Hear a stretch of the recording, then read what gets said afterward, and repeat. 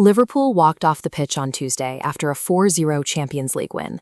The tactics were clicking and the squad looked lethal, but the post-match medical reports immediately upended that momentum. Manager Arne Slot confirmed the specific setback in his latest press conference. Mohamed Salah has been sidelined with a muscle injury. The situation worsened with the news that starting goalkeeper Alisson Becker is also out of the lineup. In football, the spine is the central vertical axis that connects the goalkeeper to the primary forward. When a team loses the players at both the top and bottom of this axis simultaneously, the entire formation loses its most reliable reference points for both defending and attacking. Liverpool is essentially missing its two most vital anchors at the exact moment their margin for error in the league has narrowed. The current top four race is separated by such thin margins that even a single draw can shift a team's trajectory for the rest of the month. To maintain their standing, this altered squad has to travel away from the familiarity of Anfield. Their destination is the Amex Stadium. Brighton has consistently proven to be a difficult tactical match for Liverpool, often forcing them into high-variance games that neutralize the Reds' usual advantages. Brighton's defensive setup involves a high line that usually invites long balls over the top. Without Salah's specific pace to exploit that space, Liverpool loses the primary tool they use to keep Brighton's defenders from squeezing the midfield.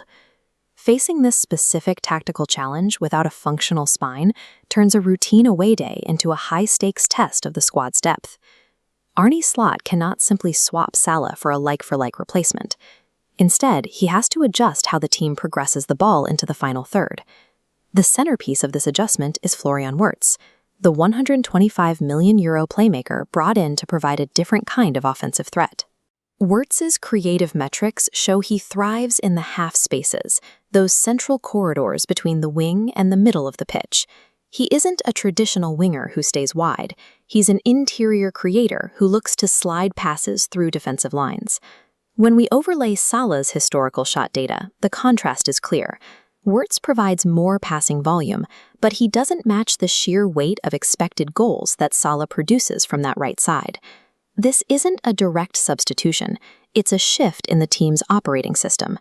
The right flank will now function as a creative hub rather than a primary finishing zone.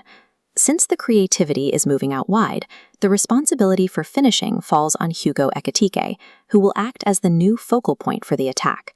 Completing this new attacking trio is Cody Gakpo, whose role on the left is to provide the directness and width that the team now lacks on the opposite side.